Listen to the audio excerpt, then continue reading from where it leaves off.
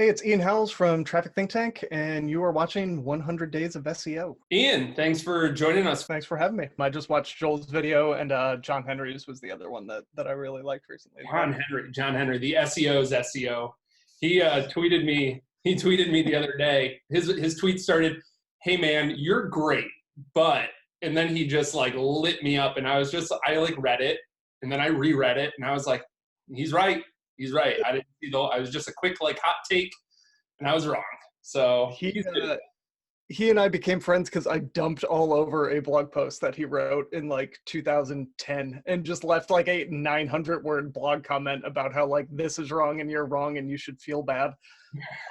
He was working at an agency and wrote the blog post on the agency's blog, and I just like dumped all over him, like just being a complete asshole, not even processing that like, oh yeah, like this is this guy's job and his boss is gonna read that. Like didn't even occur to me because I was an idiot. But that's how we met and became friends. That's the best way. That's about when he and I first started talking, he used the phrase new friend NDA. And then he was like, all right, we're under a new friend NDA where like we just became friends, but don't tell anybody this stuff. And then he was just like, here's all of the truth about everything. And I was like, oh, I like you, because I don't like people that are like, you play that game where you're like talking about something, but you're not really talking about it. Yep, can't really say anything though, because like he may steal my idea. Yeah, something, or just like, him telling me about where he's worked. And he's from Chicago, and he was telling me about like where he worked here, and I know all the same people. So yeah, it was interesting. Speaking of like where, right, weird transition, but speaking of like where people have worked and stuff, like I get this question a lot, and we were just kind of talking about this before we were recording, of either people trying to get into digital or people who are working in digital, working in SEO, working in content or design or whatever, and they want to do something on their own. The thing I advise to both people is like build your own stuff. And that's what I did, as I was a teacher for 10 years and I built my own stuff. So when I went into my interviews, I was just like, here's my podcast, here's webinars I've done, here's funnels I've built, here's sites I've ranked. And they were like, oh, you were just doing all this while you were teaching? And I was like, yeah. And they're like, cool, we don't have to train you at all. Beautiful. Get in here. Yeah. Well, I seriously sat down. I took a bunch of stuff from Ryan Stewart, was running it for my own personal clients. And I came into the agency I work at now, Click Studios, and was just like, this is what I do. Do you want me to do this here? And they literally just got like a plug-in system of like client SEO that they didn't have before. And they were like, yes, go. Here's our clients, plug them into what you do. And I'm being silly, but you like building stuff on the side, like you held pretty, I would call prestigious SEO positions, and very like, I'm sure high pressure, and you own a number, and it's very like very serious work in some complicated industries, and you still built things on the side. Like I would love to hear more about like your path in that. Yeah, I think part of it is just paranoia, right? Like even when I had a full-time job, like full-time jobs aren't always that secure, right? Like I worked at an agency when Pepper Jam was an agency. Now it's just an affiliate network. They may have re-added agency services back. I actually don't know. They've kind of gone in and out of it for a while. But I was at Pepper Jam in the start of 2009 when like the economic collapse finally caught up, because everything kind of went to hell in like August or so of 2008. But not all that much happened in like August, September, because budgets were still kind of locked in and nobody really started pulling the plug too hard. But then one day in January of 2009, the company went from like 102 people to like 50 in one meeting. So like full-time jobs never felt super secure anyway. So I think part of it was just making sure I have other stuff out there making me money outside of my full-time job. And the other piece was just being able to try stuff that you can't do on a client site, right? Like I started in the agency world and you couldn't do some of the more aggressive stuff to a client site. You wouldn't want to do that. So I needed to build my own stuff to test stuff out and try and figure out, okay, how does this stuff work? Where's the line? How far can you go? How much anchor text is too much anchor text, right? And then from there, it just kind of weirdly turned into my hobby. And it's nice when your hobbies can make you money, because normally hobbies just suck money out of you. But having one that like was fun, like I would do it for free, but it makes me money, like that's hard to beat. So I think the combination of paranoia, liking doing it, and then just using it to stay sharp and try new stuff that I wouldn't be able to do on a client site or on like a lendingtree.com, right? You're not going to fire up aggressive link building to a publicly traded company's website. Right. Nothing. And if you really were looking to get fired, you could do that, but I would not advise it. Yeah. Again, like the paranoia of all of it, right? Like I was a teacher for 10 years and everybody's like, wow, that's really secure. And I was like, I worked at charter schools, man. Like your job was on the line every day. And even schools with, unions and stuff, the unions aren't that strong anymore. And teachers get laid off. They're like, look, you guys can walk out if you want. We don't have the budget to pay you. So I don't know what to tell you. Like we're laying people off. You all can be mad, but you're only hurting the kids. And I saw a lot of my teacher friends get laid off and fired and they're going to new schools every year. And I was like, this isn't the thing. And I totally agree too. It's awesome to have, to be able to speak to something, especially when you're doing client work like I am, or even in your, working in-house, to be able to say like, they'll say like, why do we need to do this? And you're like, well, I've been experimenting with this on my own stuff. I'll give you an example. I had a website, I put 2018 in all the title tags because I wanted to see what happened. It was 2018. And then I left them for 2019 and the traffic just tanked. And then I went in, I updated all the published dates to August 2019 or whatever it was, June 2019, put 2019 in all the titles, didn't touch anything else on the website. All the rankings came back, all the traffic. Now you're relevant. It's that absurd stuff. It's like, now why everybody puts like the month and year in their title tags, like that matters. And it was now I can tell clients like, hey, this stuff's out of date. They're like, well, how could it be out of date? It's evergreen. Well, you published it in 2015. Like, let's spruce it up. Let's change.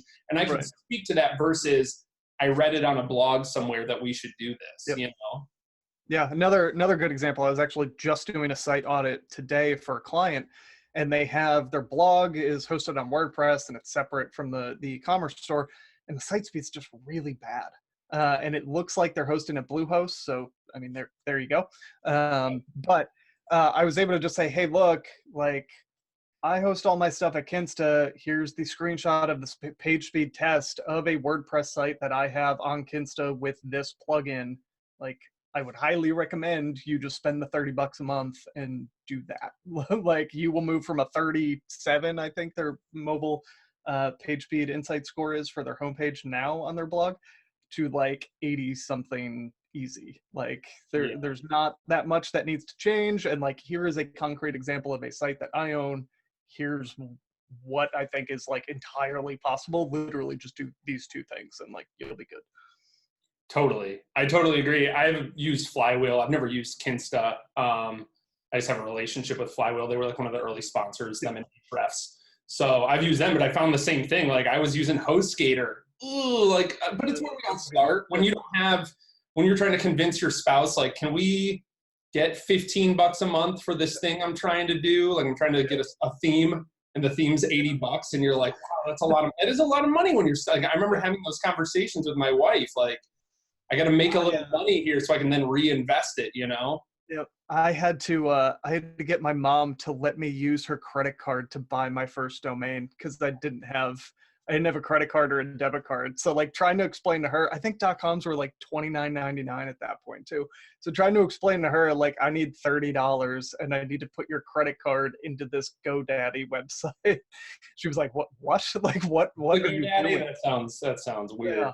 But I was 17, so like no one should have given me a credit card when I was 17. That's not a bad thing, but yeah, it's funny when you like the costs that eventually seem really minimal at one point was like a big deal. Like, oh, am I really gonna pay to do this? Like, is that what I'm gonna do here? Yeah, tell me a little bit. Let's talk about like beginner stuff, and then we'll talk more advanced stuff. Like, what are some mistakes you see beginners making when they're starting? Like their first, let's call them affiliate websites, like, because that's what you do a lot on the side. That's a lot of like how I monetize stuff on the side. I tried to launch a product to one of my affiliate websites recently. Didn't go great. Apparently they don't. It's a 2,500 person list, and I sold 10 things. Yeah. Like it was a list of people looking for the lead magnets and the freebies and everything. And you get told build a list, and it was just the wrong kind of list, so it wasn't aligned. So. But the affiliate revenue from it is great. So tell me, like, what are some of the, other than my obvious mistake, What are some like beginner mistakes you see with people building like affiliate websites? Yeah, I think the biggies are probably getting trapped in this cycle of inaction where like they're just trying to plan everything. Like everything needs to be planned down to the last kind of minute detail, and they're not getting anything done, right? They're not actually taking action. It's just month after month of like trying to make sure that you don't do anything wrong, but that then just results in not actually doing anything, which is real hard to rank and make money when you're not like putting stuff online and building links. So that I think is probably the biggest, like people just getting stuck and spinning their wheels trying to make sure that like they pick the right niche and they have the right theme and their plugin stack is right and like the keywords they're going after are the right ones and blah blah blah blah blah. And like that stuff's important, but you can't spend months just trying to like tweak and get everything perfect and then be like, okay, now I'm going to start. Like you just kind of got to start doing it and find what works and just lean into it. Yeah. I've had people ask me recently too. They're like, well, I'm getting into SEO. What should I, like, what should I just pick a hobby, make a site around that? And my answer is kind of like, depends on what your hobby is. Like if your hobby is something extremely competitive that helps people make a bunch of money, like that might be hard for SEO, but you'll still learn at the very least, like how to build a website, how to set things up and things like that. You know, I still get questions around like, do I need to do it on WordPress? Can I do it over here? Can I do it there? And I'm like, look, man, spend a week or so, build a free WordPress.com website. You'll learn the back end. You'll learn how everything should look in there. You'll learn you really want to be able to use plugins because it makes it a lot easier. Things like that. Anything else? So obviously the waiting for a long time. Anything else that you see like beginners making mistakes on, whether it's like site architecture stuff or just, you know, maybe they do pick the wrong thing to focus on, or maybe content or link? So I would say the other most common thing is people believing really overhyped sales pages and like buying a bunch of like garbage links to the thing that they just spent the last like 2 months building, and then just ending up kind of shooting themselves in the foot, right? Because those will work really well until they don't, right? And then one day they're going to wake up and like all their rankings and all their traffic are gone.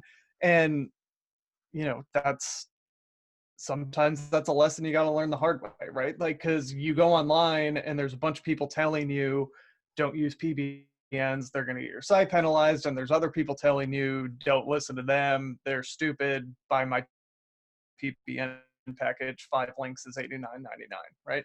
Mm-hmm. And so, you know, I think to a degree, a lot of those missteps where like you just bought a bunch of really crappy links to your site and eventually it caught up with you, that's stuff that I think probably everybody just has to have happen to them once, and then you'll start to really pay attention.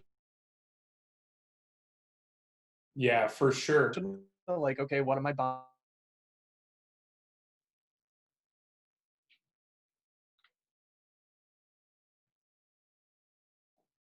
We did so good for the first 20 minutes. We had it. Come back. No. Arg.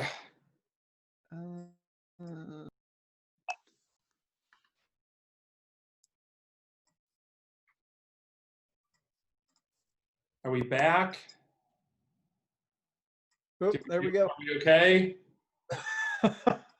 We I don't did know so where good. It was going so smooth that in my head I was like, just this is great. We're doing good. I don't know where I cut off there. You were just talking about you know, people saying like don't buy PBNs or do buy them, and especially with the links and stuff, like I'll tell you, I mean, I don't know if you've experienced this, there's cheap links are almost never what you actually want. Like do it, and especially at the beginning, people are like, well, I can't afford $300 a link or $200 a link, and it's like, well, then you probably have more time than money. Like build them yourself. Yeah, but that's work. I don't want to do that. Yeah, you learn the value of like spending $2,000 on links, and I know that that's like an insane number for some people. For other people, they're like only $2,000. That's silly. But like when you're spending this, and whether you're doing it like from outreach and actually dealing with site owners directly, or you're using any kind of service, I think when you do the work yourself, you value the Yep. time it saves to pay other people for certain things, right? Yep. 100%.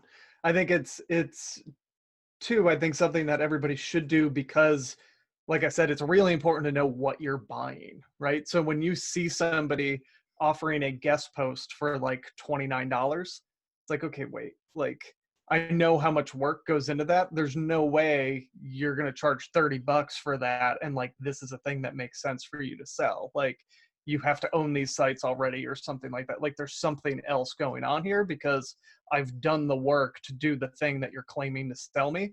And there's no way that price makes any sense at all. 100%. Tell me, let's talk about like maybe a little more advanced stuff. Like, are there any for people building their own sites, whether it's, you know, from like the whole sphere, we can talk technical side of things or just like big picture stuff. Like people who've maybe gotten their first like website up and running or whatever else, they're trying to figure out that like next step. Mm-hmm. What are some like more advanced mistakes you see people make? I think not that it's an advanced mistake, but one of the things I see a lot of advanced people do is, and I've fallen victim to it as well, so I'm in no way immune to this, but just starting way too many projects, right? Like starting more stuff than you can actually work on, uh, which is hard because you'll be doing keyword research or you'll be analyzing links and come across somebody and then throw them in Ahrefs and be like, oh, damn, they're getting 45,000 visits a month and they've only got 40 LRDs. Like, let me dig in here. And then all of a sudden you're down the rabbit hole and 20 minutes later you're buying domains and like, this is a site you're going to build. And then like 6 months later, you never actually never did it. Yep. Maybe that's just me. No, it's me too. It's the same thing. It's like a joke that I like to ask people that work in SEO. Like, well, in marketing, I always am like, hey, when did you read the 4-Hour Work Week? Awesome. Because at this point, like it's just that part of the narrative. And then number two is always like, how many websites do you own? Like, how many? Tell me, come on, how many? What's your name cheap bill look like? Yeah. How many undeveloped domains do you have sitting around? I know some people that have like an absurd amount, and I'm like, how are you affording that? And they're like, only one of them has to win. Like, I need them all. And I'm like, you don't need all of those. I think that's probably the most common, that even people who like really have their shit together and know what they're doing will still fall victim to the aspirations being bigger than the amount of time or budget that you've actually got. So that one will happen to everybody, I think. Some of the other stuff, I think not paying attention to basics is a thing that starts to creep in the more advanced you get. Like there's plenty of people who, you know, build their own affiliate sites and they're doing well. And then you talk to them and ask them like, when was the last time you pulled your site up on your phone? And it's like, oh shit. Yeah. Like I don't even look at my site on the actual device that 60% of the people are like, I'll do the mobile preview in Chrome, but like, I'm not actually pulling my thing up on. So some of it is just going back to basics that you just kind of end up discounting because it's like, yeah, I don't need to, like, I know what I'm doing. I don't need to do that. But then you can miss like really fundamental, important stuff just because you're skipping over a lot of steps that like a new person may really dig into. Mm-hmm.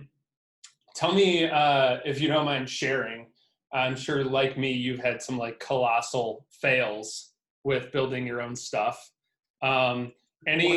Anything you've done that was just a spectacular failure? I think most of them were all in the kind of test site bucket since probably 2012 or 13. I don't think I've torched a site that was like in the, this is a site I never want to torch bucket. Yeah. All of the other stuff though, like the more aggressive stuff, anchor text is probably the biggest one. So like doing multiple levels of like I used to do a fair amount, I guess it depends on who you compare it to, but a fair amount of GSA link building. Mm-hmm.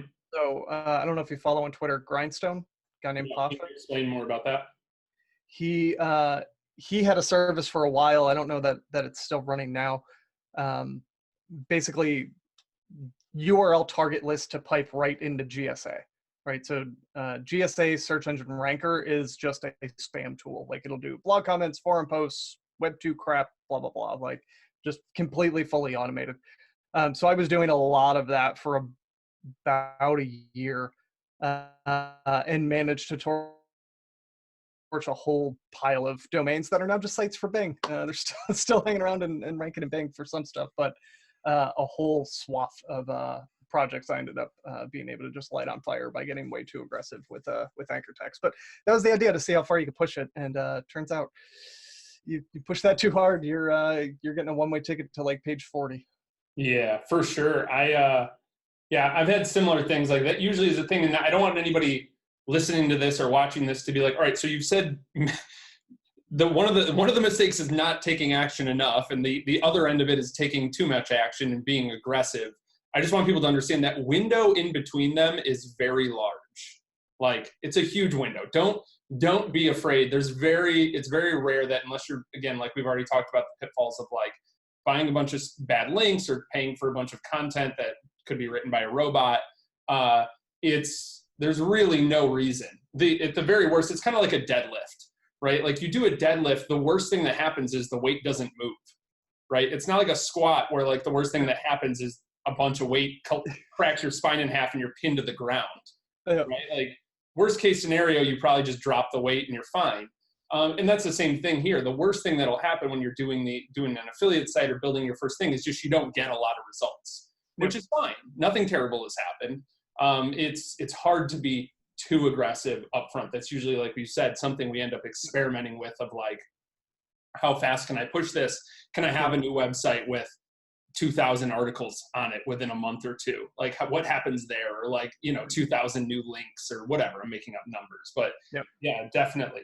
And in one place you share a lot of that stuff, like you talked about doing too many things and going down the rabbit hole. One of my favorite things about Traffic Think Tank, I don't know if it's okay to talk about this publicly, is you share a lot of the research that you do looking at like domain auctions.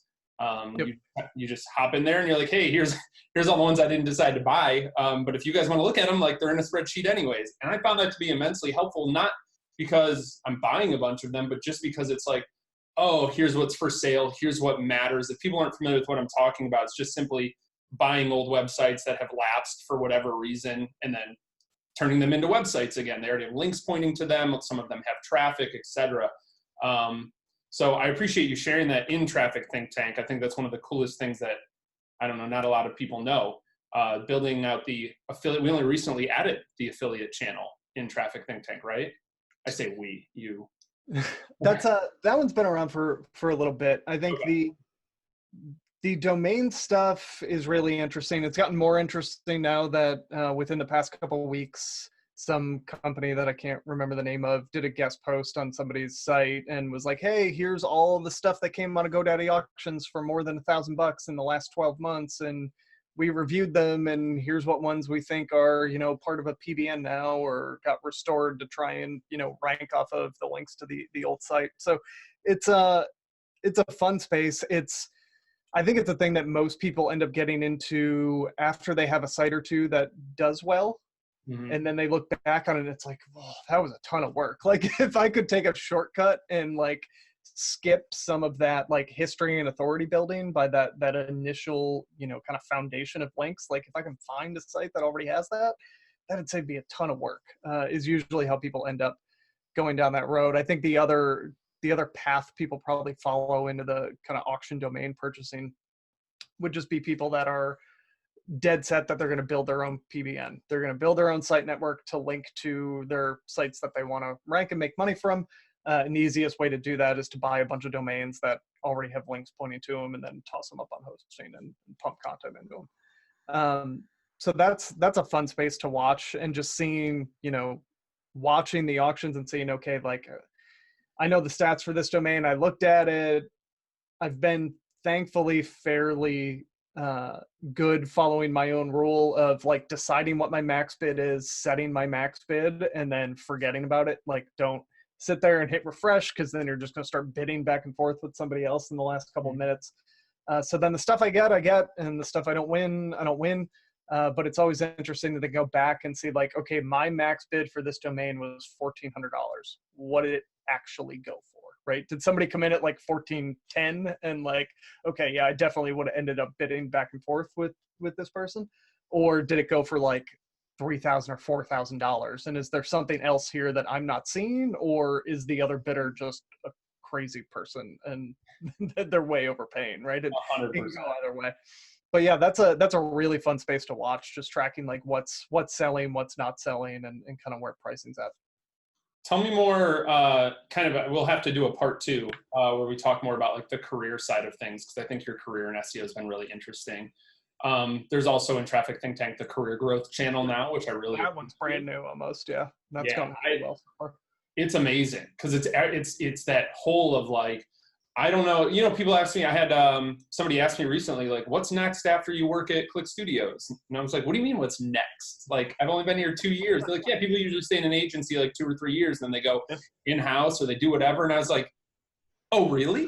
I had no idea. I genuinely had no idea. I've been a teacher for 10 years. I'm just lucky. I'm happy to be playing the game most days, I'm glad I have like an aligned life. I don't have to pretend I care about lesson plans and curriculum maps anymore. And I say that's silly, but whatever. I miss the kids, not the bureaucracy of teaching. But my point is that like just hearing other people's journey and career and like the whole idea, I've gotten to know a lot of the people at G2 here in Chicago recently. I was at their conference yesterday, and like, oh, there's this interesting path with like CMOs and VPs, and I don't even know what that means right now. Like, what's the difference between those things? And I don't know. So the career growth channel, if people are doing affiliate stuff or you're looking to build a career in SEO, like I think Traffic Think Tank's a great investment.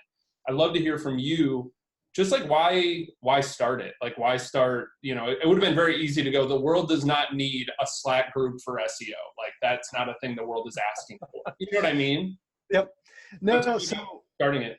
So Nick had started it and ran it for a year before October of 17. That was kind of the end of the first year and iteration 1.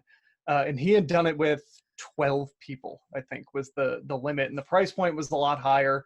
And it was just a closed Facebook group at that time. And then Matt actually did he did like a 5,000 word or something stupid write up on kind of how TTT got started. But the short version was Nick had kind of run it for a year and then approached Matt and I with the idea that like, hey, I think this can be broader. Like, I think we can bring the price point down and we can scale kind of the member count up.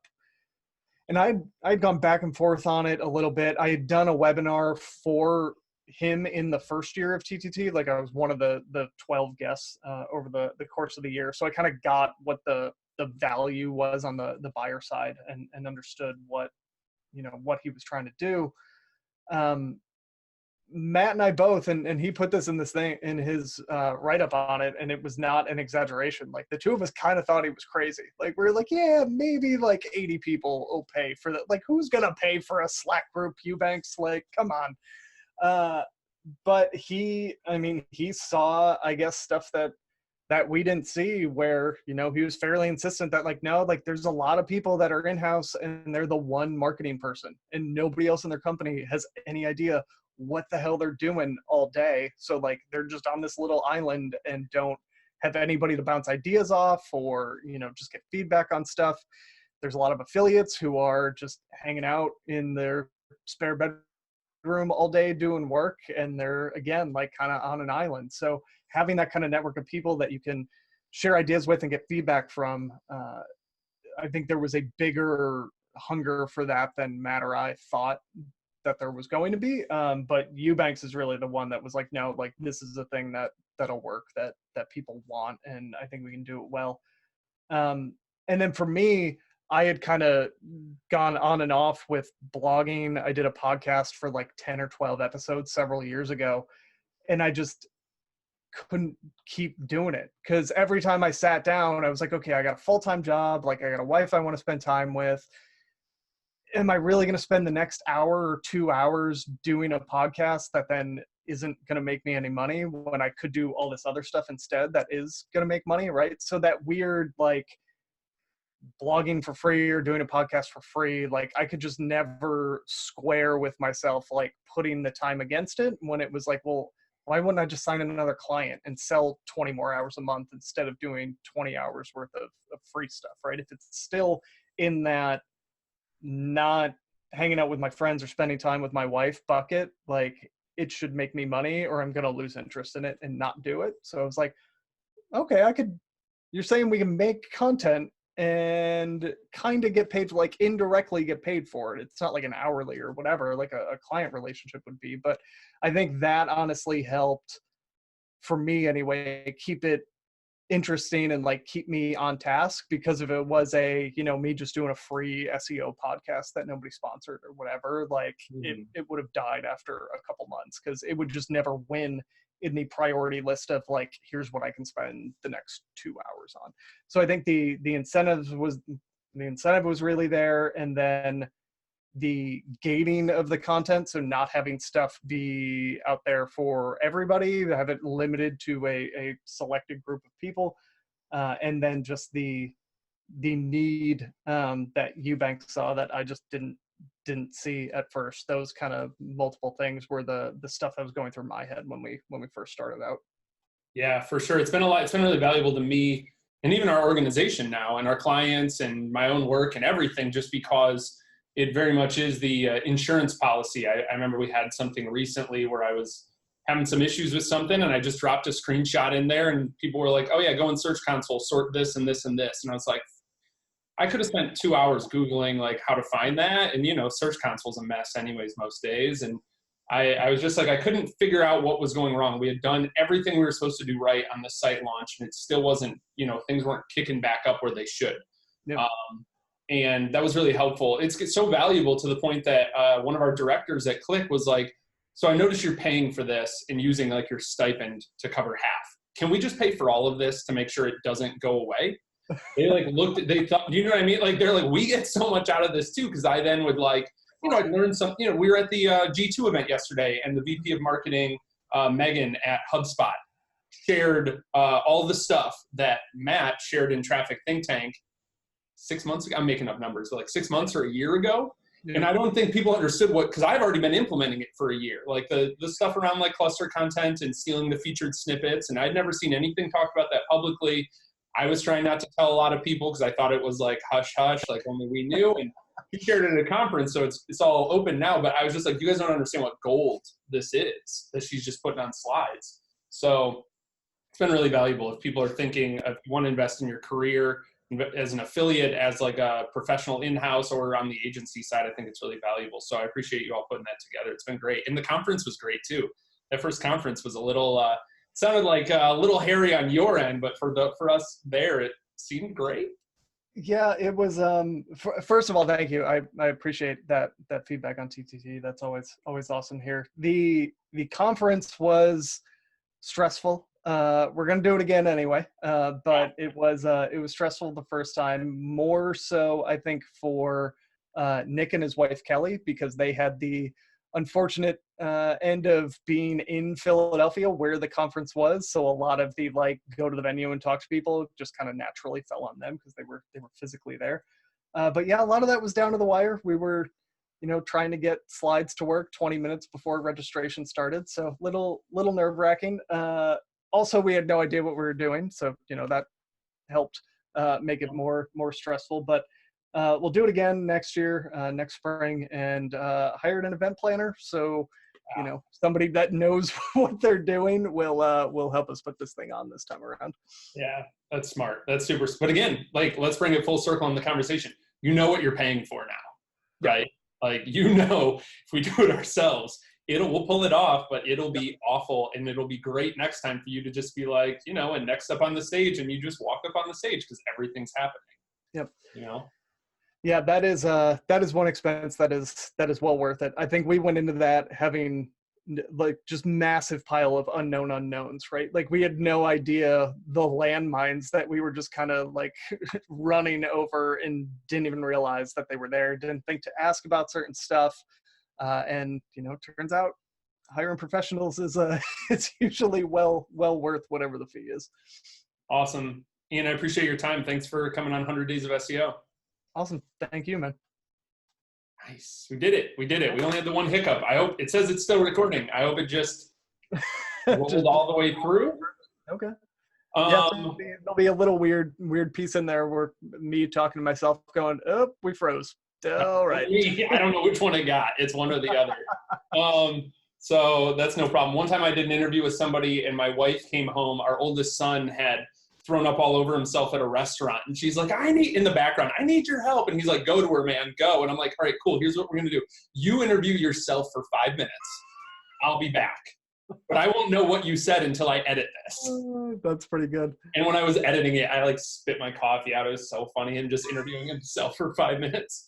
It was a good time. So anyways, I would love to also do both ends. Did he ask the question and then answer the question? Yeah, 100%.